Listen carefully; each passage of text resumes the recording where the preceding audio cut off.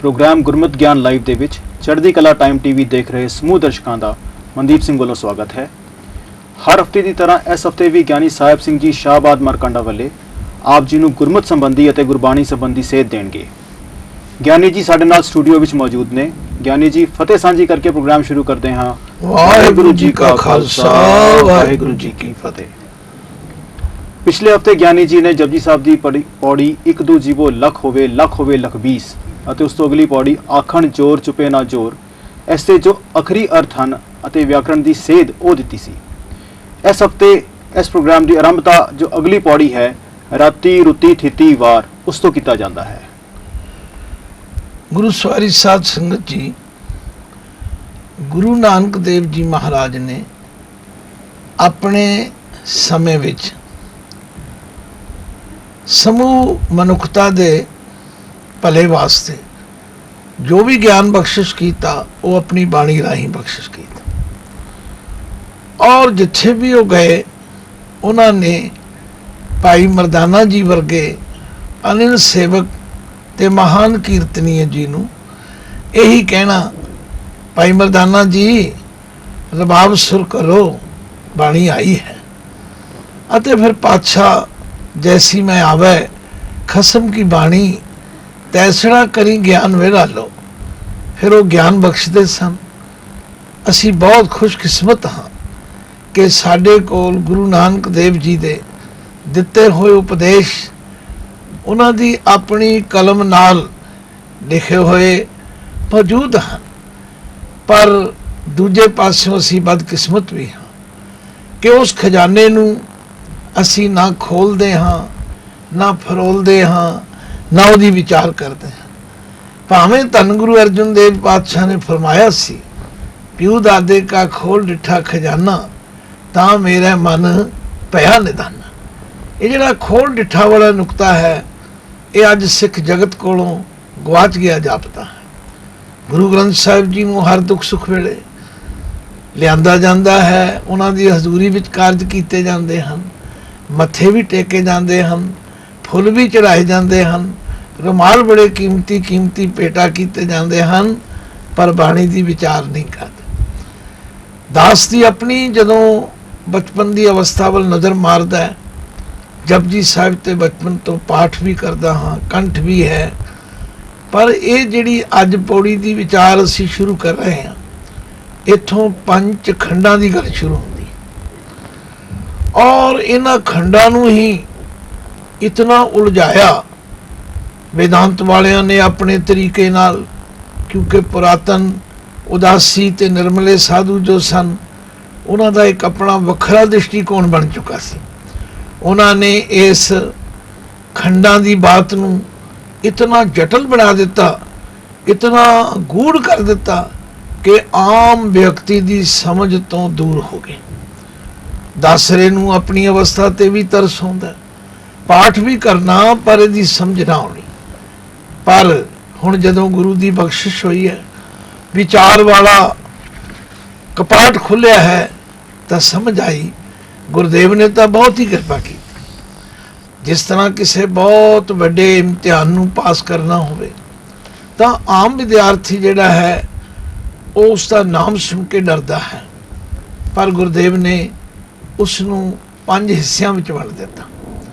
ਜਿਵੇਂ ਕਿਸੇ ਕੋਰਸ ਨੂੰ ਕੋਈ 3 ਹਿੱਸਿਆਂ ਵਿੱਚ ਯੂਨੀਵਰਸਿਟੀ ਵੰਡ ਦਿੰਦੀ ਹੈ, ਕੋਈ 4 ਹਿੱਸਿਆਂ ਵਿੱਚ ਵੰਡ ਦਿੰਦੀ ਹੈ, ਉਹਦੇ ਨਾਲ ਆਮ ਵਿਦਿਆਰਥੀ ਨੂੰ ਸੁਖੈਨਤਾ ਹੋ ਜਾਂਦੀ ਹੈ। ਸੱਚਮੁੱਚ ਇਸੇ ਤਰ੍ਹਾਂ ਗੁਰੂ ਨਾਨਕ ਦੇਵ ਮਹਾਰਾਜ ਨੇ ਸਾਨੂੰ ਹੁਣ ਤੀਕਰ ਆਖਣ ਜ਼ੋਰ ਚੁਪੈ ਨਾ ਜ਼ੋਰ, ਜ਼ੋਰ ਨਾ ਮੰਗਣ ਦੇਣ ਨਾ ਜ਼ੋਰ, ਜ਼ੋਰ ਨਾ ਜੀਵਨ ਮਰਨ ਨਾ ਜ਼ੋਰ, ਜ਼ੋਰ ਨਾ ਰਾਜਮਾਲ ਮਨ ਸ਼ੋਰ, ਇਹਨਾਂ ਸਾਰੀਆਂ ਪੰਕਤੀਆਂ ਵਿੱਚ ਇਹ ਦੱਸਿਆ ਕਿ ਸਾਡਾ ਆਪਣਾ ਕੋਈ ਜ਼ੋਰ ਨਹੀਂ, ਸਾਡੇ ਆਪਣੇ ਕਿਸੇ ਹੱਠ ਯੋਗ ਦੇ ਯਤਨ ਨਾਲ ਅਸੀਂ ਇਹਦੇ ਵਿੱਚ ਸਫਲ ਨਹੀਂ ਹੋ ਸਕਦੇ। ਜਿਸ ਹੱਥ ਜ਼ੋਰ ਕਰ ਵੇਖੈ ਸੋਏ, ਨਾਨਕ ਉੱਤਮ ਨੀਚ ਨਾ ਕੋਏ। ਆਖਿਆ ਜਿਸ ਹੱਥ ਦੇ ਥੱਥੇ ਨੂੰ ਸਿਹਾਰੀ ਹੈ, ਜਿਸ ਦੇ ਹੱਥ ਵਿੱਚ ਜ਼ੋਰ ਹੈ ਉਹ ਹੀ ਇਸ ਨੂੰ ਕਰਕੇ ਵੇਖਦਾ ਹੈ। ਕੋਈ ਮਨੁੱਖ, ਕੋਈ ਵਿਅਕਤੀ ਆਪਣੇ ਆਪ 'ਚ ਕਹੇ ਮੈਂ ਬੜਾ ਉੱਤਮ ਹਾਂ, ਫਲਾਣਾ ਬੜਾ ਨੀਚ ਹੈ, ਗੁਰਦੇਵ ਕਹਿੰਦੇ ਨੇ ਨਹੀਂ। ਆਓ ਜ਼ਰਾ ਤੁਹਾਨੂੰ ਜੀਵਨ ਸਫਲ ਕਰਨ ਦੀ ਗੱਲ ਗੁਰੂ ਨਾਨਕ ਪਾਤਸ਼ਾਹ ਦੇ ਸ਼ਬਦਾਂ ਵਿੱਚ ਸਮਝਾਉਣ ਤੇ ਸਮਝਣ ਦਾ ਯਤਨ ਕਰੀਏ। ਪਾਤਸ਼ਾਹ ਨੇ ਅੱਜ ਦੀ ਪੌੜੀ ਦੀ ਸ਼ੁਰੂਆਤ ਆਰੰਭ ਕਰਦਿਆਂ ਫਰਮਾਇਆ, ਦੇਖੋ ਉਸ ਅਕਾਲ ਪੁਰਖ ਨੇ ਸਾਡੇ ਜੀਵਾਂ ਦੀ ਸਹੂਲਤ ਲਈ ਰਾਤੀ ਰੁੱਤੀ ਥਿਤੀ ਵਾਰ ਪਵਨ ਪਾਣੀ ਅਗਨੀ ਪਾਤਾਲ ਤਿਸ ਵਿੱਚ ਧਰਤੀ ਥਾਪ ਰੱਖੀ ਧਰਮਸਾਲ ਤਿਸ ਵਿੱਚ ਜੀ ਜੁਗਤ ਕੇ ਰੰਗ ਤਿਨ ਕੇ ਨਾਮ ਅਨੇਕ ਅਨੰਤ ਕਰਮੀ ਕਰਮੀ ਹੋਏ ਵਿਚਾਰ ਸੱਚਾ ਆਪ ਸੱਚਾ ਦਰਬਾਰ ਤਿੱਥੈ ਸੋਹਨ ਪੰਚ ਪਰਵਾਨ ਨਦਰੀ ਕਰਮ ਪਵੈ ਨੀਸਾਨ ਕੱਚ ਪਕਾਈ ਉਥੈ ਪਾਏ ਨਾਨਕ ਗਿਆ ਜਾਪੈ ਜਾਏ। ਹੁਣ ਪਾਠ ਤੁਸੀਂ ਸੁਣ ਲਿਆ ਹੈ। ਪਹਿਲੀ ਗੱਲ ਤੇ ਅਸੀਂ ਪਾਠ ਕਰਦੇ ਸਮੇਂ ਇਹਦੇ ਵਿਸਰਾਮਾਂ ਵੱਲ ਧਿਆਨ ਨਹੀਂ ਦਿੰਦੇ, ਕੋਈ ਅੱਖਰ ਇੱਧਰ ਲਾ ਦਿੰਦੇ ਆ, ਕੋਈ ਇੱਧਰ ਲਾ ਦਿੰਦੇ। ਪਰ ਜਦੋਂ ਪਿਆਰ ਵਿੱਚ ਭਿੱਜ ਕੇ ਪਾਠ ਕੀਤਾ ਜਾਏ, ਪਾਤਸ਼ਾਹ ਫਰਮਾਉਂਦੇ ਨੇ ਸਾਡੀ ਸਹੂਲਤ ਵਾਸਤੇ ਪਰਮਾਤਮਾ ਨੇ ਰਾਤਾਂ ਵੀ ਬਣਾਈਆਂ ਹਨ, ਰੁੱਤਾਂ ਵੀ ਬਣਾਈਆਂ ਹਨ, ਥਿੱਤਾਂ ਵੀ ਬਣਾਈਆਂ ਹਨ, ਵਾਰ ਵੀ ਬਣਾਏ ਹਨ। ਭਾਵ ਇਸ ਸੰਸਾਰ ਵਿੱਚ ਜੀਵਨ ਬਤੀਤ ਕਰਨ ਵਾਸਤੇ ਇਹ ਸਾਰੀਆਂ ਚੀਜ਼ਾਂ ਜੀਵ ਲਈ ਲੋੜੀਂਦੀਆਂ ਹਨ। ਪਰ ਆਖਿਆ ਪਵਨ ਪਾਣੀ ਅਗਨੀ ਪਾਤਾਲ, ਹਵਾ ਵੀ ਬਖਸ਼ਿਸ਼ ਕੀਤੀ ਹੈ, ਪਾਣੀ ਵੀ ਬਖਸ਼ਿਸ਼ ਕੀਤਾ ਹੈ, ਅਗਨੀ ਵੀ ਬਖਸ਼ਿਸ਼ ਕੀਤੀ ਹੈ, ਔਰ ਇਹ ਪਾਤਾਲ ਇਸ ਧਰਤੀ ਦੇ ਥੱਲੇ ਵਾਲੀ ਜਗ੍ਹਾ ਉਹ ਵੀ ਪਾਤਾਲ ਕਹੀ ਜਾਂਦੀ। ਮਤਲਬ ਕਹਿਣ ਤੋਂ ਇਹ ਸਾਰੀ ਰਚਨਾ ਉਸ ਪਰਮਾਤਮਾ ਨੇ ਆਪ ਬਣਾਈ ਹੈ। ਪਰ ਮਨੁੱਖ ਭੁੱਲ ਗਿਆ ਕਿ ਮੈਂ ਇੱਥੇ ਕਿਉਂ ਆਇਆ। ਇਸ ਨੇ ਤਾਂ ਖਾਣਾ ਪੀਣਾ ਹੱਸਣਾ ਸੌਣਾ ਇਹ ਯਾਦ ਕਰ ਲਿਆ, ਵਿਸਰ ਗਿਆ ਹੈ ਮਰਨਾ। ਪਰ ਪਾਤਸ਼ਾਹ ਕਹਿੰਦੇ ਨਹੀਂ, ਇਸ ਧਰਤੀ ਨੂੰ ਧਰਮਸਾਲ ਬਣਾਇਆ ਹੈ। ਧਰਮਸਾਲ ਦੇ ਅਖਰੀ ਅਰਥ ਹਨ ਧਰਮ ਕਮਾਉਣ ਦੀ ਜਗ੍ਹਾ। ਧਰਮਸਾਲ ਸ਼ਬਦ ਸਾਡੇ ਲਈ ਕੋਈ ਪੁਰਾਣਾ ਨਹੀਂ ਸੀ।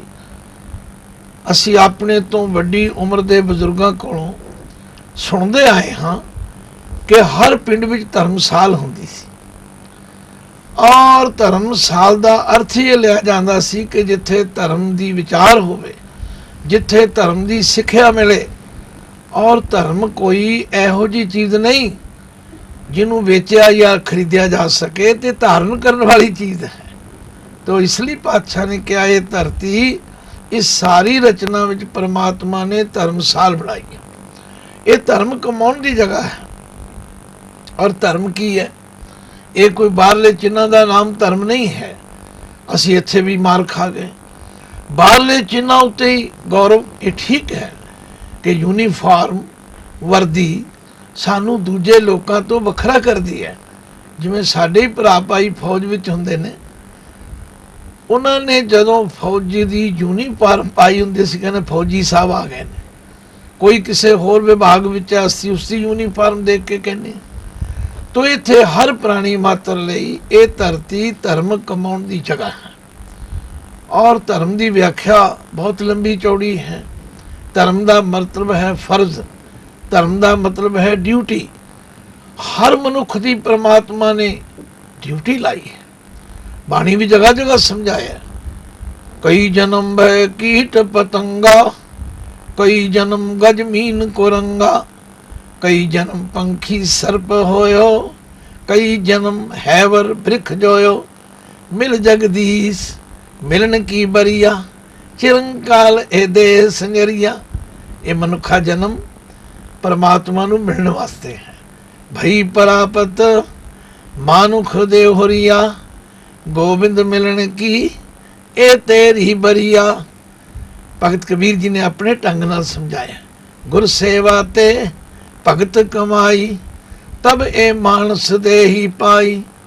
इस देही को सिमरै देव, सो देही भज हर की सेव। ਮਨੁੱਖ ਦਾ ਸੁਭਾਅ ਹੁਜਤੀ ਬੜਾ, ਗੱਲ ਨੂੰ ਸਮਝਣ ਦਾ ਯਤਨ ਨਹੀਂ ਕਰਦਾ। ਕਈ ਵਾਰ ਮੈਂ ਦੇਖਿਆ ਗਿਆਨੀ ਜੀ ਪਹਿਲਾਂ ਗੁਰੂ ਦੀ ਸੇਵਾ ਕੀਤੀ, ਪਹਿਲਾਂ ਭਗਤੀ ਕਮਾਈ, ਫਿਰ ਮਨੁੱਖਾ ਦੇਹੀ ਮਿਲੀ।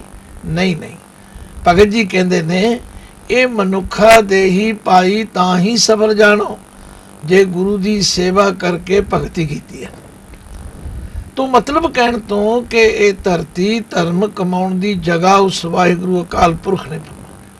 ਇੱਥੋਂ ਧਰਮ ਖੰਡ ਦੀ ਗੱਲ ਸ਼ੁਰੂ ਹੋ ਜਾਂਦੀ ਹੈ। ਫਿਰ ਧਿਆਨ ਦੇਣਾ, ਰਾਤੀ ਰੁਤੀ ਥਿਤੀ ਵਾਰ, ਪਵਨ ਪਾਣੀ ਅਗਨੀ ਪਾਤਾਲ, ਤਿਸ ਵਿੱਚ ਇਹ ਸਾਰੀ ਰਚਨਾ ਦੇ ਅੰਦਰ ਵਿੱਚ ਦੇ ਚੱਚੇ ਨੂੰ ਸਿਆਰੀ ਹੈ। ਤਿਸ ਵਿੱਚ ਇਸ ਰਚਨਾ ਦੇ ਅੰਦਰ ਧਰਤੀ ਥਾਪ ਰੱਖੀ ਧਰਮਸਾਲ, ਇਹ ਧਰਤੀ ਧਰਮ ਕਮਾਉਣ ਦੀ ਜਗ੍ਹਾ ਥਾਪੀ ਹੈ, ਕਾਇਮ ਕੀਤੀ ਹੈ, ਸਥਾਪਨ ਕੀਤੀ ਹੈ।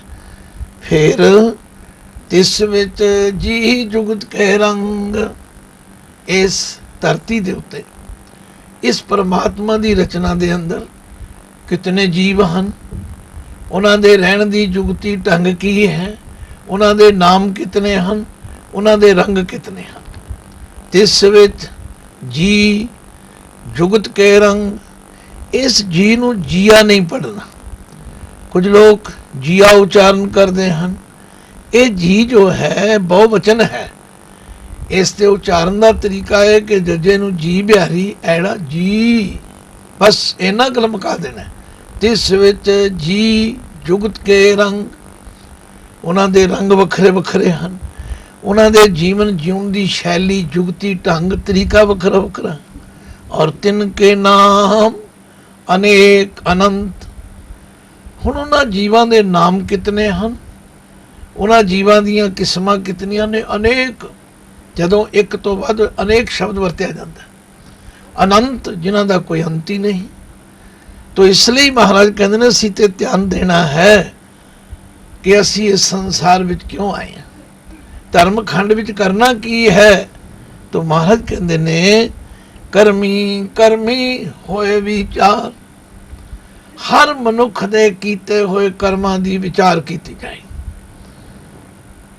ਹੁਣ ਮੈਂ ਜੇ ਮਨੁੱਖਾਂ ਦੀ ਸਿਆਣਪ ਤੇ ਹੁਸ਼ਿਆਰੀ ਦੀ ਗੱਲ ਕਰਾਂ, ਤੁਸੀਂ ਹੈਰਾਨ ਹੋ ਜਾਓਗੇ ਕਿ ਲੋਕ ਕਿਹੋ ਜਿਹੇ ਗੁਰਬਾਣੀ ਦੀਆਂ ਪੰਕਤੀਆਂ ਦਾ ਹੀ ਅਰਥ ਕਰ ਲੈਂਦੇ ਹਨ ਔਰ ਉਲਟੇ ਪਾਸੇ ਜਾਣ ਦਾ ਯਤਨ ਕਰਦੇ ਹਨ। ਦੇਖੋ ਜੀ, ਬਾਣੀ ਵਿੱਚ ਲਿਖਿਆ ਕਰੇ ਕਰਾਵੇ ਆਪੇ ਆਪ, ਮਾਨੁ ਕੇ ਕਿਛ ਨਹੀਂ ਹਨ। ਦਾਸ ਵੀ ਕਿਸੇ ਤੋਂ ਸੁਣੇ ਸੁਣਾਏ ਇਹੋ ਹੀ ਪ੍ਰਮਾਣ ਕਈ ਵਾਰੀ ਦਿਆ ਕਰਦਾ ਸੀ। ਧਿਆਨ ਨਹੀਂ ਦਿੱਤਾ, ਗੁਰਬਾਣੀ ਦੀ ਵਿਚਾਰ ਨਹੀਂ ਕੀਤੀ, ਮੈਂ ਵੀ ਇਹ ਪ੍ਰਮਾਣ ਦੇਣਾ ਸ਼ੁਰੂ ਕਰ ਦਿੱਤਾ। ਇੱਕ ਵਾਰੀ ਗੁਰਦੁਆਰਾ ਸੀਸਗੰਜ ਸਾਹਿਬ ਦਿੱਲੀ ਕਥਾ ਕਰ ਰਿਹਾ ਸੀ, ਇਹ ਪ੍ਰਮਾਣ ਦੇ ਬੈਠਾ। ਸੰਗਤ ਵਿੱਚ ਬੜੇ ਸੁਗੜ ਸਿਆਣੇ ਕਮਾਈ ਵਾਲੇ ਮਨੁੱਖ ਬੈਠੇ ਹੁੰਦੇ ਨੇ।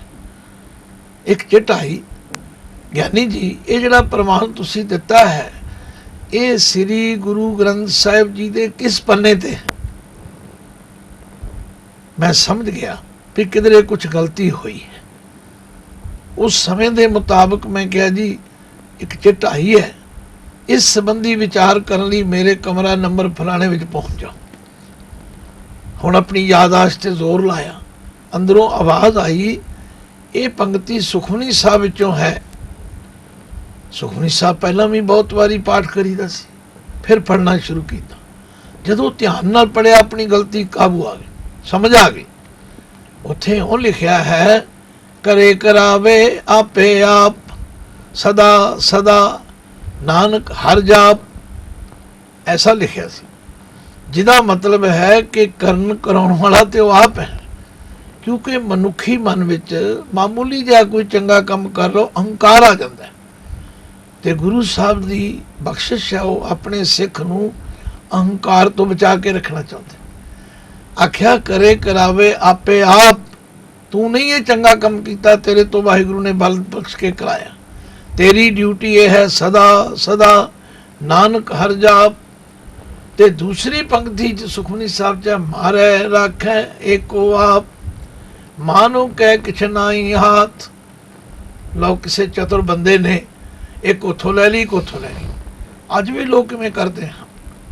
ਸ਼ਾਇਦ ਮੈਂ ਅੱਗੇ ਵੀ ਇਹ ਮਿਸਾਲ ਦਿੱਤੀ ਸੀ ਵੀ ਕੋਈ ਚੋਰ ਚੋਰੀ ਕਰਕੇ ਫਸ ਗਿਆ ਤੇ ਜੱਜ ਨੇ ਜਦੋਂ ਪੇਸ਼ ਹੋਇਆ ਕਹਿਣ ਲੱਗਾ, ਜੱਜ ਸਾਹਿਬ ਮੈਂ ਨਹੀਂ ਚੋਰੀ ਕੀਤੀ, ਮੇਰੇ ਤੋਂ ਤਾਂ ਵਾਹਿਗੁਰੂ ਨੇ ਆਪ ਕਰਾਈ ਹੈ, ਇਸ ਲਈ ਤੁਸੀਂ ਬੜੇ ਕਿਰਪਾਲੂ ਹੋ। ਕਹਿਣ ਲੱਗੇ ਬਹੁਤ ਅੱਛੇ, ਤੇਰਾ ਬਾਣੀ ਤੇ ਬੜਾ ਵਿਸ਼ਵਾਸ ਹੈ, ਰੱਬ ਤੇ ਬੜਾ ਭਰੋਸਾ ਹੈ, ਪਰ ਜਿਸ ਰੱਬ ਨੇ ਤੇਰੇ ਤੋਂ ਇਹ ਚੋਰੀ ਕਰਾਈ ਹੈ ਉਹ ਮੇਰੇ ਅੰਦਰ ਵੀ ਬੈਠਾ ਹੈ ਔਰ ਉਹ ਮੈਨੂੰ ਕਹਿ ਰਿਹਾ ਇਸ ਬੰਦੇ ਨੂੰ 6 ਮਹੀਨੇ ਦੀ ਸਜ਼ਾ ਜ਼ਰੂਰ ਦੇਣੀ ਹੈ। ਹੁਣ ਤੈਨੂੰ ਖਿੜੇ ਮੱਥੇ ਇਹ ਸਜ਼ਾ ਵੀ ਮੰਨ ਲੈਣੀ ਚਾਹੀਦੀ ਹੈ। ਇਹ ਸਾਡੀ ਦਿਮਾਗੀ ਚਤੁਰਾਈ ਹੈ ਕਿ ਅਸੀਂ ਆਪਣੇ ਆਪ ਨੂੰ ਬਰੀ ਰੱਖਣ ਵਾਸਤੇ ਐਉਂ ਗੁਰਬਾਣੀ ਨਾਲ ਵੀ ਬੇਇਨਸਾਫੀ ਕਰਦੇ ਹਾਂ। ਪਰ ਮਹਾਰਾਜ ਕੀ ਕਹਿ ਰਹੇ ਨੇ, ਕਰਮੀ ਕਰਮੀ ਹੋਏ ਵਿਚਾਰ, ਜੋ ਅਸੀਂ ਕਰਮ ਕਰ ਰਹੇ ਹਾਂ ਉਹਨਾਂ ਕਰਮਾਂ ਉੱਤੇ ਵਿਚਾਰ ਹੋਵੇਗਾ, ਉਹਨਾਂ ਕਰਮਾਂ ਦਾ ਲੇਖਾ ਹਿਸਾਬ ਕਿਤਾਬ ਲਿਆ ਜਾਏਗਾ। ਹੁਣ ਕਈ ਲੋਕ ਪੁੱਛਦੇ ਨੇ ਕਿਉਂ ਜੀ ਕੋਈ ਐਸੀ ਕਚਹਿਰੀ ਹੈ? ਬਾਈ ਜੇ ਤੇ ਗੁਰੂ ਤੇ ਤੁਹਾਨੂੰ ਪ੍ਰਤੀਤ ਹੈ ਗੁਰੂ ਸਾਹਿਬ ਸਾਡਾ ਜੀਵਨ ਸਵਾਰਨਾ ਚਾਹੁੰਦੇ ਨੇ, ਉਹ ਸਾਨੂੰ ਚੰਗੇ ਪਾਸੇ ਲਾਉਣਾ ਚਾਹੁੰਦੇ ਨੇ, ਸਾਰੀ ਬਾਣੀ ਵਿੱਚ ਇਹੀ ਹੈ। ਹੇ ਭਾਈ ਸੂਦੇ ਸੂਦੇ ਰੇਗ ਚਲੋ ਤੁਮ, ਨਤਰ ਕੋ ਧੱਕਾ ਦਵਈਏ ਰੇ, ਸਿੱਧੇ ਰਾਹ ਚੱਲੋ, ਠੀਕ ਕੰਮ ਕਰੋ, ਵਧੀਆ ਮਨੁੱਖ ਬਣੋ, ਸਾਰੀ ਗੁਰਬਾਣੀ ਵਿੱਚ ਇਹੀ ਸਿੱਖਿਆ। ਪਰ ਅਸੀਂ ਉਸ ਸਿੱਖਿਆ ਵੱਲ ਧਿਆਨ ਨਹੀਂ ਦਿੰਦੇ, ਉਲਟੇ ਪੁਲਟੇ ਸਵਾਲ ਕਰਕੇ ਆਪਣੀ ਹਉਮੈ ਤੇ ਚਤੁਰਾਈ ਨੂੰ ਪ੍ਰਗਟ ਕਰਦੇ ਹਾਂ। तो पातशाह ने फैसला करता, करमी करमी होए विचार, सच्चा आप सच्चा दरबार। आख्या वो आप वाहिगुरु भी सच्चा है, ਉਹਦਾ ਦਰਬਾਰ ਵੀ ਸੱਚਾ ਹੈ, ਉਹਦੀ ਕਚਹਿਰੀ ਵੀ ਸੱਚੀ ਹੈ। ਇੱਥੇ ਦੁਨੀਆ ਦੀਆਂ ਕਚਹਿਰੀਆਂ ਵਿੱਚ ਅਸੀਂ ਦੇਖਦੇ ਹਾਂ ਕੀ ਹੁੰਦਾ ਹੈ, ਰਿਸ਼ਵਤਾਂ ਚੱਲਦੀਆਂ ਹਨ, ਝੂਠੇ ਸੱਚੇ ਹੋ ਜਾਂਦੇ ਨੇ, ਸੱਚੇ ਝੂਠੇ ਬਣਾ ਦਿੱਤੇ ਜਾਂਦੇ ਨੇ, ਝੂਠੀਆਂ ਸਹੁੰਆਂ ਚੱਲਦੀਆਂ ਨੇ। ਪਰ ਮੇਰੇ ਗੁਰਦੇਵ ਕਹਿੰਦੇ ਨੇ ਭਾਈ ਭੁਲੇਖੇ ਵਿੱਚ ਨਾ ਰਹੋ, ਸੱਚਾ ਆਪ ਸੱਚਾ ਦਰਬਾਰ, ਉਹਦਾ ਦਰਬਾਰ ਉਹਦੀ ਕਚਹਿਰੀ ਜਿੱਥੇ ਬੈਠ ਕੇ ਉਹ ਇਹ ਨਿਰਣੇ ਲੈਂਦਾ ਹੈ ਉਹ ਸੱਚਾ ਹੈ। ਔਰ ਉੱਥੇ ਕਿਸੇ ਤਰ੍ਹਾਂ ਦੀ ਕੋਈ ਸਿਫਾਰਿਸ਼, ਕੋਈ ਕਿਸੇ ਤਰ੍ਹਾਂ ਦੀ ਰਿਸ਼ਵਤ, ਕੋਈ ਇਸ ਤਰ੍ਹਾਂ ਦੀ ਲਿਹਾਜ਼ਦਾਰੀ ਨਹੀਂ ਚੱਲੇਗੀ। ਫਿਰ ਮਹਾਰਾਜ ਕਹਿੰਦੇ ਨੇ ਤਿੱਥੈ। ਹੁਣ ਮੈਂ ਦੇਖਿਆ ਕਿ ਲਗਾ ਮਾਤਰਾ ਬਾਰੇ ਤਾਂ ਇੰਨੀ ਸਮੱਸਿਆ ਖੜੀ ਹੋ ਗਈ। ਮੈਂ ਹੁਣ 2 ਹਫ਼ਤੇ ਨਿਊਜ਼ੀਲੈਂਡ ਵਿੱਚ ਜਪਜੀ ਸਾਹਿਬ ਦੀ ਸੰਥਾ ਕਰਾ ਕੇ ਆਇਆ, ਜਾਪ ਸਾਹਿਬ ਪੜ੍ਹਾਇਆ, ਹੋਰ ਬਾਣੀਆਂ ਦੇ ਪਾਠ ਕਰਾ ਕੇ ਦੇਖਿਆ ਕਿਸੇ ਨੂੰ 1 ਲਾਂ ਤੇ 2 ਲਾਵਾਂ ਦਾ ਪਤਾ ਹੀ ਨਹੀਂ। 2 ਨੂੰ 1 ਪੜ੍ਹੀ ਜਾਂਦੇ ਨੇ, 1 ਨੂੰ 2 ਪੜ੍ਹੀ ਜਾਂਦੇ ਨੇ, ਅਰਥ ਕਿਵੇਂ ਹੋਣਗੇ? ਤਿੱਥੈ ਉਸ ਦਰਬਾਰ ਵੱਲ ਇਸ਼ਾਰਾ ਕੀਤਾ। ਸੋਹਨ ਪੰਜ ਪਰਵਾਨ, ਉਸ ਵਾਹਿਗੁਰੂ ਦੇ ਦਰਬਾਰ ਵਿੱਚ ਸੋਹਨ ਸੁਭਾਏਮਾਨ ਹੁੰਦੇ ਹਨ, ਆਦਰ ਮਾਨ ਪਾਉਂਦੇ ਹਨ। ਕੌਣ? ਜਿਹੜੇ ਪੰਜ ਹਨ, ਜਿਹੜੇ ਪਰਵਾਨ ਹਨ, ਜਿਨ੍ਹਾਂ ਦਾ ਜ਼ਿਕਰ ਪਹਿਲਾਂ ਵੀ ਹੋ ਚੁੱਕਾ ਹੈ, ਜਿਹੜੇ ਹੁਕਮ ਮੰਨਦੇ ਹਨ, ਜਿਹੜੇ ਹਉਮੈ ਤੋਂ ਰਹਿਤ ਨੇ, ਜਿਹੜੇ ਉਸਦੇ ਗੁਣ ਗਾਉਂਦੇ ਨੇ, ਜਿਹੜੇ ਸੁਣਦੇ ਨੇ, ਜਿਹੜੇ ਮੰਨਦੇ ਨੇ। ਪੰਜ ਪਰਵਾਨ ਪੰਜ ਪ੍ਰਧਾਨ, ਪੰਚੇ ਪਾਵੇਂ ਦਰਗਾਹ ਮਾਨ। तो महाराज कहते उस दरबार दे विच तिथै सोहन पंच परवान, नदरी करम पवै नीसान। लो इस नुकते नूं ध्यान विच रखना है। बच्चे तो सारे माँ बाप दे हैं, कदे माँ बाप ये नहीं कहते साडे बच्चे नहीं, पर जेड़े बच्चे आग्याकारी हुंदे ने, जेड़े बच्चे लायक हुंदे ने, जेड़े बच्चे माता पिता दा मन नहीं दुखाउंदे, ਉਹਨਾਂ ਨੂੰ ਹਮੇਸ਼ਾ ਮਾਤਾ ਪਿਤਾ ਵੱਲੋਂ ਆਸ਼ੀਰਵਾਦ ਮਿਲਦੀ ਹੈ, ਅਸੀਸ ਮਿਲਦੀ ਹੈ, ਥਾਪੜਾ ਮਿਲਦਾ ਹੈ। ਔਰ ਉਹਨਾਂ ਦੇ ਅੰਦਰ ਕਿੰਨਾ ਗੌਰਵ ਹੁੰਦਾ ਜਦੋਂ ਉਹਨਾਂ ਨੂੰ ਮਾਤਾ ਪਿਤਾ ਕੋ ਅਸੀਸ ਬਖਸ਼ਦੇ। ਇਸੇ ਤਰ੍ਹਾਂ ਕਹਿੰਦੇ ਨੇ ਜਿਨ੍ਹਾਂ ਉੱਤੇ ਵਾਹਿਗੁਰੂ ਦੀ ਕਿਰਪਾ ਹੋ ਜਾਂਦੀ ਹੈ, ਨਦਰੀ ਕਰਮ। ਇਹ ਨਦਰੀ ਕਰਮ ਇਕੱਠਾ ਹੀ ਸ਼ਬਦ ਹੈ ਜਿਹਦਾ ਅਰਥ ਹੈ ਬਖਸ਼ਿਸ਼ ਦੀ ਨਜ਼ਰ ਨਾਲ, ਕਿਉਂਕਿ ਨਜ਼ਰ ਨਜ਼ਰ ਵਿੱਚ ਫਰਕ ਹੁੰਦਾ। ਧੰਨ ਗੁਰੂ ਅਰਜਨ ਦੇਵ ਜੀ ਨੇ ਆਪਣੀ ਬਾਣੀ ਵਿੱਚ ਨੂੰ ਬੜਾ ਖੋਲਿਆ। ਉਹ ਕਹਿੰਦੇ ਨੇ ਸਭ ਜੀ ਤੇਰੇ ਦਇਆਲਾ, ਆਪਣੇ ਭਗਤ ਕਰੇ ਪ੍ਰਤਪਾਲਾ। ਇਹ ਅਕਾਲ ਪੁਰਖ ਜੀਵ ਤਾਂ ਸਾਰੇ ਤੁਹਾਡੇ ਹੀ ਪੈਦਾ ਕੀਤੇ ਹੋਏ, ਪਰ ਜਿਹੜੇ ਤੁਹਾਡੇ ਭਗਤ ਨੇ, ਜਿਹੜੇ ਤੁਹਾਡੇ ਵਿੱਚ ਭਾਵਨੀ ਤੇ ਪਿਆਰ ਰੱਖਦੇ ਨੇ ਉਹਨਾਂ ਦੀ ਤੁਸੀਂ ਵਿਸ਼ੇਸ਼ ਤੌਰ ਤੇ ਪ੍ਰਤਿਪਾਲਾ ਕਰਦੇ ਹੋ। ਰੋਜ਼ ਪੜ੍ਹਦੇ ਹਾਂ, ਹਰ ਜੁਗ ਜੁਗ ਭਗਤਿ ਪਾਇਆ, ਪੈਜ ਰੱਖਦਾ ਆਇਆ ਰਾਮ ਰਾਜੇ, ਹਰਨਾਖਸ਼ ਦੁਸ਼ਟ ਹਰ ਮਾਰਿਆ, ਪ੍ਰਹਿਲਾਦ ਤਰਾਇਆ, ਅਹੰਕਾਰੀਆਂ ਨਿੰਦਕਾਂ ਪਿੱਠ ਦੇ, ਨਾਮ ਦਿਓ ਮੁਖ ਲਾਇਆ, ਜਨ ਨਾਨਕ ਐਸਾ ਹਰ ਸੇਵਿਆ, ਅੰਤ ਲੈ ਛਡਾਇਆ। ਮੈਂ ਕਿਤਨੇ ਕੁ ਪ੍ਰਮਾਣ ਦੇਵਾਂ ਗੁਰਬਾਣੀ ਵਿੱਚੋਂ। ਭਗਤਾਂ ਦੀ ਸਦਾ ਤੂੰ ਰੱਖਦਾ ਹਰ ਜੀਓ, ਤੁਰ ਤੂੰ ਰੱਖਦਾ ਆਇਆ, ਪ੍ਰਹਿਲਾਦ ਜਨ ਤੁਧ ਰਾਖ ਲਏ ਹਰ ਜੀਓ, ਹਰਨਾਕਸ਼ ਮਾਰ ਪਚਾਇਆ। ਪਰ ਗੁਰਮੁਖਾਂ ਨੂੰ ਪ੍ਰਤੀਤ ਹੈ ਹਰ ਜੀਓ, ਮਨਮੁਖ ਭਰਮ ਭੁਲਾਇਆ। ਜਿਨ੍ਹਾਂ ਦੇ ਅੰਦਰ ਗੁਰੂ ਦੇ ਬਚਨਾਂ ਦਾ ਸਤਿਕਾਰ ਹੈ, ਪਿਆਰ ਹੈ, ਉਹਨਾਂ ਨੂੰ ਪ੍ਰਤੀਤ ਹੈ। ਪਰ ਜਿਹੜੇ ਮਨ ਦੇ ਪਿੱਛੇ ਤੁਰਨ ਵਾਲੇ ਨੇ ਉਹ ਕਹਿੰਦੇ ਨੇ ਜੀ ਛੱਡੋ ਪਰੇ, ਇਹਨਾਂ ਗੱਲਾਂ ਵਿੱਚ ਕੀ ਪਿਆ, ਇਹ ਤੇ ਐਵੇਂ ਗੱਲਾਂ। ਨਹੀਂ ਨਹੀਂ, ਮਨਮੁਖ ਭਰਮ ਭੁਲਾਇਆ। ਹਰ ਜੀ ਇਹ ਤੇਰੀ ਵਡਿਆਈ, ਭਗਤਾਂ ਕੀ ਪੈਜ ਰੱਖ ਤੂੰ ਸੁਆਮੀ, ਭਗਤ ਤੇਰੀ ਸ਼ਰਨਾਈ। ਪਾਤਸ਼ਾਹ ਨੇ ਫੈਸਲਾ ਕਰ ਦਿੱਤਾ, ਇਸ ਧਰਮਸਾਲ ਦੇ ਅੰਦਰ ਧਰਮ ਕਮਾਉਣਾ ਹੈ। ਜਿਹੜੇ ਧਰਮ ਕਮਾਉਣਗੇ ਉਹਨਾਂ ਉੱਤੇ ਪਰਮਾਤਮਾ ਦੀ ਮਿਹਰ ਦੀ ਨਜ਼ਰ ਹੋਵੇਗੀ, ਔਰ ਜਿਨ੍ਹਾਂ ਤੇ ਨਜ਼ਰ ਹੋਵੇਗੀ ਉਹਨਾਂ ਤੇ ਨਿਸ਼ਾਨ ਲੱਗ ਜਾਏਗਾ। ਨਿਸ਼ਾਨ ਸਮਝਦੇ ਹੋ ਤੁਸੀਂ? ਜਦੋਂ ਕਿਸੇ ਚੀਜ਼ ਨੂੰ ਅਸੀਂ ਠੀਕ ਕਰਦੇ ਹਾਂ ਉਹ ਤੇ ਠੀਕਾ ਲਾ ਦਿੰਦੇ ਹਾਂ, ਪਰ ਜਿਹੜੀ ਚੀਜ਼ ਗਲਤ ਹੈ ਉਹਦੇ ਕਾਟਾ ਲਾ ਦਿੰਦੇ। ਇਸੇ ਤਰ੍ਹਾਂ ਉਸ ਵਾਹਿਗੁਰੂ ਦੀ ਕਿਰਪਾ ਦ੍ਰਿਸ਼ਟੀ ਦੀ ਮੋਹਰ ਲੱਗ ਜਾਏਗੀ। ਨਦਰੀ ਕਰਮ ਪਵੈ ਨੀਸਾਨ, ਕੱਚ ਪਕਾਈ ਉੱਥੇ ਪਾਏ, ਕੱਚ ਪਕਾਈ। ਇੱਥੇ ਤਾਂ ਹਰ ਬੰਦਾ ਮੀਆਂ ਮਿੱਠੂ ਹੈ। ਕਿਸੇ ਨਾਲ ਗੱਲ ਕਰਕੇ ਦੇਖੋ, ਮੇਰੇ ਵਿੱਚ ਤਾਂ ਕੋਈ ਗਲਤੀ ਨਹੀਂ, ਮੈਂ ਕਦੇ ਗਲਤ ਕੰਮ ਕੀਤਾ ਹੀ ਨਹੀਂ, ਪਰ ਮੇਰਾ ਸਤਿਗੁਰੂ ਕਹਿੰਦੇ ਨਹੀਂ ਨਹੀਂ, ਭੁੱਲਣ ਵਿੱਚ ਕੀ ਆ ਸਭ ਕੋਈ, ਕਰਤਾ ਆਪਣਾ ਭੁੱਲੇ। ਅਸੀਂ ਤਾਂ ਸਾਰੇ ਜੀ ਭੁੱਲਣਹਾਰ, ਸਾਡੇ ਕੋਲ ਤਾਂ ਗਲਤੀਆਂ ਹੁੰਦੀਆਂ ਹੀ ਨੇ। ਬਾਣੀ ਨੂੰ ਅਸੀਂ ਕਦੇ ਪਿਆਰ ਨਾਲ ਨਹੀਂ ਪੜ੍ਹਦੇ। ਬਾਣੀ ਨੇ ਤੇ ਸਾਨੂੰ ਸਮਝਾਇਆ, ਕਦੇ ਲੇਖਾ ਨਾ ਕਰੋ ਵਾਹਿਗੁਰੂ ਨਾਲ, ਆਖੋ ਲੇਖਾ ਕਿਤੇ ਨਾ ਛੁੱਟੀ ਹੈ, ਕਿਨ ਕਿਨ ਭੁੱਲਣਹਾਰ, ਬਖਸ਼ਣਹਾਰ ਬਖਸ਼ ਲੈ, ਨਾਨਕ ਪਿਆਰ ਉਤਾਰ ਪਾਰ ਉਤਾਰ। ਤੋ ਗੱਲ ਕੀ, ਮਹਾਰਾਜ ਨੇ ਫੈਸਲਾ ਕਰ ਦਿੱਤਾ, ਕੱਚ ਪਕਾਈ, ਕੱਚਾ ਤੇ ਪੱਕਾ ਉੱਥੇ ਪਾਏ। ਉਸ ਵਾਹਿਗੁਰੂ ਦੀ ਦਰਗਾਹ ਵਿੱਚ ਜਾ ਕੇ ਪਤਾ ਲੱਗੇਗਾ ਕੌਣ ਕੱਚਾ ਹੈ ਕੌਣ ਪੱਕਾ ਹੈ।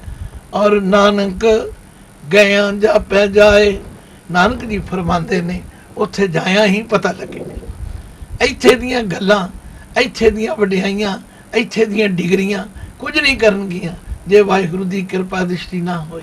ਪਿੱਛੇ ਅਸੀਂ ਵਿਚਾਰ ਆਏ ਹਾਂ, ਭਾਵੇਂ ਕੋਈ 7 ਸਮੁੰਦਰਾਂ ਦਾ ਸ਼ਾਹ ਹੋ ਜਾਏ, ਭਾਵੇਂ ਉਹਦੇ ਕੋਲ ਪਹਾੜਾਂ ਜਿੰਨੀ ਦੌਲਤ ਹੋ ਜਾਏ, ਪਰ ਉਸ ਕੀੜੀ ਨਾਲੋਂ ਵੀ ਉਹ ਘਟੀਆ ਹੈ ਜਿਸ ਕੀੜੀ ਦੇ ਮਨੋਂ ਪਰਮਾਤਮਾ ਨਹੀਂ ਭੁੱਲਦਾ। ਸਮੁੰਦ ਸ਼ਾਹ ਸੁਲਤਾਨ ਗਿਰਾਂ ਸੇਤੀ ਮਾਲ ਤਨ, ਕੀੜੀ ਤੁਲਨਾ ਹੋਵਨੀ ਜੇ ਤਿਸ ਮਨੋ ਨਾ ਵਿਸਰੇ।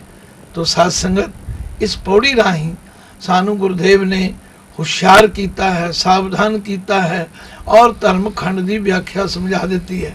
ਬਈ ਧਰਮਖੰਡ ਦਾ ਇਹ ਮਤਲਬ ਹੈ, ਇਹਨੂੰ ਕਰੋਗੇ ਫਿਰ ਤੁਹਾਡੇ ਤੇ ਬਖਸ਼ਿਸ਼ ਹੋਵੇਗੀ। ਲਓ, ਵਿਚਾਰ ਇੱਥੇ ਹੀ ਸੰਕੋਚਦੇ ਹਾਂ। ਇੱਕ ਸੁਨੇਹਾ ਦੇਣਾ ਬੜਾ ਜ਼ਰੂਰੀ ਸਮਝਦਾ। ਦਾਸ ਨੇ ਕੁਝ ਸਮੇਂ ਪਹਿਲੇ ਕਿਸੇ ਗੁਰੂ ਪਿਆਰੇ ਭੋਪਾਲ ਦੇ ਸਾਧ ਜੀਵਨਜੀਤ ਸਿੰਘ ਜੀ ਦੀ ਪ੍ਰੇਰਨਾ ਨਾਲ ਇਹ ਕਿਹਾ ਸੀ ਕਿ ਪਿੰਡਾਂ ਦੇ ਗ੍ਰੰਥੀ ਸਿੰਘ ਰੋਜ਼ ਸਵੇਰੇ ਅੰਮ੍ਰਿਤ ਵੇਲੇ ਜਦੋਂ ਗੁਰੂ ਗ੍ਰੰਥ ਸਾਹਿਬ ਜੀ ਦਾ ਪ੍ਰਕਾਸ਼ ਕਰਦੇ ਨੇ, ਹੁਕਮ ਲੈਂਦੇ ਨੇ। ਚੰਗਾ ਹੋਵੇ ਜੇ ਹੁਕਮ ਦੀ ਵਿਆਖਿਆ ਵੀ ਕਰਿਆ ਕਰਨ, ਪਰ ਗ੍ਰੰਥੀ ਸਿੰਘਾਂ ਦੀ ਇੱਕ ਪ੍ਰੋਬਲਮ ਹੈ ਕਿ ਉਹਨਾਂ ਨੂੰ ਅਰਥ ਸਹੀ ਕਰਨੇ ਨਹੀਂ ਆਉਂਦੇ। ਤਾਂ ਉਹਨਾਂ ਨੇ ਇੱਕ ਪੁਸਤਕ ਤਿਆਰ ਕੀਤੀ ਹੈ। ਉੱਥੇ ਦਾ ਇੱਕ ਸਾਧ ਸੰਤ ਸਿੰਘ ਜੀ ਦੇ ਨਾਮ ਤੇ ਟਰਸਟ ਹੈ, ਉਹਨਾਂ ਵੱਲੋਂ ਪੁਸਤਕ ਛਾਪੀ ਗਈ ਹੈ, ਜਿਹਦੇ ਵਿੱਚ ਪ੍ਰਿੰਸੀਪਲ ਸਾਹਿਬ ਸਿੰਘ ਜੀ ਦੇ ਸਟੀਕ ਦਾ ਆਧਾਰ ਬਣਾ ਕੇ ਉਹਨਾਂ ਨੇ ਹਰ ਹੁਕਮਨਾਮੇ ਦੀ ਬੜੀ ਸੁੰਦਰ ਵਿਆਖਿਆ ਕੀਤੀ। ਉਹ ਪੁਸਤਕਾਂ ਦਾਸ ਕੋਲ ਭੋਪਾਲ ਤੋਂ ਸ਼ਾਹਬਾਦ ਮਾਰਕੰਡਾ ਵਿਖੇ ਪਹੁੰਚ ਚੁੱਕੀਆਂ ਨੇ। ਕੋਈ ਉਹਨਾਂ ਦਾ ਮੁੱਲ ਨਹੀਂ, ਕੋਈ ਭੇਟਾ ਨਹੀਂ। ਜਿਸ ਗ੍ਰੰਥੀ ਸਿੰਘ ਨੂੰ ਚਾਹੀਦੀ ਹੋਵੇ ਉਹ ਸ਼ਾਹਬਾਦ ਪਹੁੰਚੇ, ਆਪਣਾ ਐਡਰੈਸ ਪਤਾ ਦੇਵੇ, ਫੋਨ ਨੰਬਰ ਲਿਖਾਏ, ਤਾਂ ਜੋ ਮੈਂ ਰਿਕਾਰਡ ਰੱਖ ਸਕਾਂ ਔਰ ਉਹ ਪੁਸਤਕ ਭੇਟਾ ਰਹਿਤ ਲੈ ਕੇ ਆਵੇ। ਨਾਲ ਹੀ ਸਿੱਖ ਰਹਿਤ ਮਰਿਆਦਾ ਜੋ ਪੰਥ ਵੱਲੋਂ ਅਕਾਲ ਤਖਤ ਵੱਲੋਂ ਛਾਪੀ ਗਈ ਹੈ ਉਹਦੇ ਵਿੱਚ ਵੀ ਕੁਝ ਐਸੀਆਂ ਗੱਲਾਂ ਜਿਨ੍ਹਾਂ ਦੀ ਵਿਆਖਿਆ ਦੀ ਲੋੜ ਹੈ ਉਹ ਵੀ ਨਾਲ ਕੀਤੀ ਗਈ ਹੈ। ਤਾਂ ਉਸ ਗੁਰੂ ਕੇ ਸਿੰਘ ਨੂੰ ਬੜੇ ਅਦਬ ਨਾਲ ਉਸ ਟਰਸਟ ਵੱਲੋਂ ਉਹ ਪੁਸਤਕ ਉਹ ਸਿੱਖ ਰਹਿਤ ਮਰਿਆਦਾ ਦੀ ਵਿਆਖਿਆ ਸਹਿਤ ਦਿੱਤੀ ਜਾਏਗੀ। ਹਾਂ, ਉਹਨੂੰ ਆਉਣ ਦੀ ਖੇਚਲ ਜ਼ਰੂਰ ਕਰਨੀ ਪਵੇਗੀ, ਕੁਝ ਹੋਰ ਵੀ ਉਹਦੀ ਸਹਾਇਤਾ ਕਰਾਂਗੇ ਬਈ ਉਹਨੂੰ ਪ੍ਰੇਰਨਾ ਕਰਾਂਗੇ। ਤਾਂ ਮੈਂ ਇਹ ਸੂਚਨਾ ਇਸ ਲਈ ਦੇ ਕੇ ਸੁਰਖਰੂ ਹੋ ਰਿਹਾ ਕਿ ਉਹਨਾਂ ਦੀ ਉਡੀਕ ਖਤਮ, ਉਹ ਬਾਰ-ਬਾਰ ਫੋਨ ਕਰਕੇ ਪੁੱਛਦੇ ਸਨ, ਹੁਣ ਉਹ ਪੁਸਤਕਾਂ ਆ ਚੁੱਕੀਆਂ ਹਨ। ਇੱਥੇ ਹੀ ਅੱਜ ਇਸ ਪੌੜੀ ਦੇ ਅਰਥਾਂ ਨੂੰ ਸੰਕੋਚ ਨੇ।